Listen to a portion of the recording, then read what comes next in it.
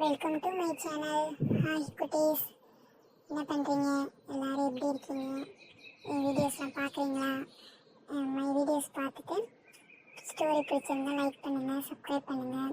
இன்றைக்கி என்ன ஸ்டோரி பார்க்கலாம்? ஸ்டோரிக்குள்ளே போகலாமா? வாங்க போகலாம். மூளை இல்லாத கழுதை. அது ஒரு அடர்ந்த காடு. அந்த காட்டில் ஒரு வயதான சிங்கம் ஒன்று வாழ்ந்து வந்தது. வயதாகிவிட்ட காரணத்தால் அந்த சிங்கத்தினால் வேகமாக ஓடவும் வேட்டையாடவும் முடியவில்லை. அதனால் சாப்பிட எதுவும் கிடைக்காமல் அந்த சிங்கம் ரொம்ப கஷ்டப்பட்டது. சிங்கமும் எத்தனை நாட்கள் இப்படியே இருப்பது, சாப்பிடுவதற்கு ஏதாவது செய்தாகணுமே என்று யோசித்தது. யோசித்துக் கொண்டு இருக்கும் பொழுது இந்த பாதையின் வழியே குள்ள நரி ஒன்று வந்து கொண்டிருந்தது.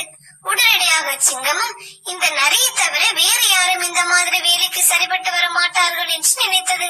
சிங்கமும் உணவை சேகரிச்சிட்டு வர இந்த குள்ள நரியை உதவியாளனாக நியமிக்க முடிவு செய்தது. உடனே சிங்கம் நரியை வரவழைத்தது. இனிமேல் நீதான் என் மந்திரி, உன்னை கேட்டுத்தான் எதையும் செய்வேன் என்று சிங்கம் அந்த குள்ள நரியிடம் கூறியது. நரியால் சிங்கத்தின் பேச்சை நம்ப முடியவில்லை.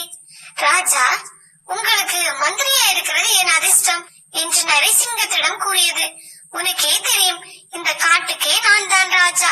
ஒரு ராஜா உணவுக்காக மற்ற விலங்குகளின் பின்னாடி ஓடினா அது பாக்குறதுக்கு நல்லா இருக்குமா? அதனால எனக்கு தேவையான உணவை நீ எப்படியாவது ஏற்பாடு செய்யணும், அதுதான் உன் முதல் வேலை என்றது சிங்கம். நரியும் பயந்து போய் நின்றது. சிங்கத்துக்கு எப்படி நம்மால் சாப்பாடு போட முடியும் என்று யோசித்தது. சிங்கமும் அந்த நரியை விடவில்லை. நீ ஒரு நாளைக்கு ஒன்னு தினமும் ஒரு விலங்கு எனக்காக கூப்பிட்டு வரணும்.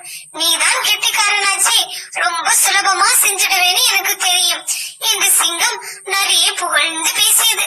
சிங்கத்தின் புகழ்ச்சி பேச்சில் மயங்கிய நரியும் ஒப்புக்கொண்டது. சிங்கத்துக்காக உணவு தேடும் வேலையில் இறங்கியது நரி. அப்போது ஒரு கழுதை எதிரில் வந்தது. கழுதையிடம் போய், நண்பா, எங்கே ரொம்ப நாள் ஆளையை காணோம், எங்க போயிட்ட என்றது. இங்கே தான் நான் சுத்திக்கிட்டு இருக்கேன், என்ன விஷயம் என்று கழுதை கேட்டது. நீ ரொம்ப அதிர்ஷ்டக்காரன், நம்ம காட்டின் சிங்கராஜா உன்னை முதல் மந்திரியா தேர்ந்தெடுத்திருக்காரு என்றது. ஐயோ, எனக்கு சிங்கத்தை பார்த்தாலே பயம்பா, அவர் ஒரே அடியில் என்னை கொண்டு சாப்பிடுவாரு. அவர் எதுக்காக என்னை முதல் மந்திரியா தேர்வு செய்ய வேணும், ஆளை விடு என்றது கழுதை. பயப்படாதே, நீ மட்டும் முதல் மந்திரியா இருந்தால் உன் நிலைமை எங்கேயோ போயிடும். ராஜாவுக்கு அடுத்தபடியா நீதான், எல்லா விலங்குகளும் உனக்கு மரியாதை தரும். ஏதாவது காரியம் ஆகணும்னா உன் பின்னாடிதான் வருவாங்க என்றது நரி. அப்பாவியான கழுதை நரியின் பேச்சு உண்மை என நம்பியது. சிங்கத்தை பார்க்க நரியோடு சென்றது. நரியும் கழுதையும் சிங்கத்தின் இருப்பிடத்தை அடைந்தன. சிங்கம் கழுதையை பார்த்து சிரிச்சுக்கிட்டே, வா நண்பா, இன்று முதல் நீதான் என்னோட முதல் மந்திரி என்று கூறியது. கழுதையும் மகிழ்ச்சியில் துளி குதித்தது. வெட்கத்துடன் தலை குனிந்தபடி சிங்கத்துக்கு அருகில் வந்து நின்றது. சிங்கம் அதன் தலையில் ஓங்கி ஒரு அடி அடிச்சது. கழுதை அந்த நிமிடமே உயிரை விட்டது. சிங்கம் கழுதையை சாப்பிட ஆரம்பித்தது. மகாராஜா, கொஞ்சம் பொறுங்க, என்னதான் பசியா இருந்தாலும் ஒரு ராஜா குளிக்காம சாப்பிடக்கூடாது இல்லையா என்று சிங்கத்திடம் நரி கூறியது. சிங்கமும் அதை ஒப்புக்கிட்டு குளிக்க போச்சு. நரி கழுதையின் உடலை பார்த்தது. அதற்கும் ஒரே பசி. கழுதையின் தலையை கழிச்சு மூளை எடுத்து சாப்பிட்டது. குளித்து விட்டு வந்த சிங்கம் கழுதையின் உடல் முன்பு போல் இல்லை என்று கண்டுபிடித்தது. கழுதையின் தலை ஏன் கிழிந்துள்ளது, உள்ளே ஒன்றுமே இல்லையே என்று சிங்கம் கேட்டது.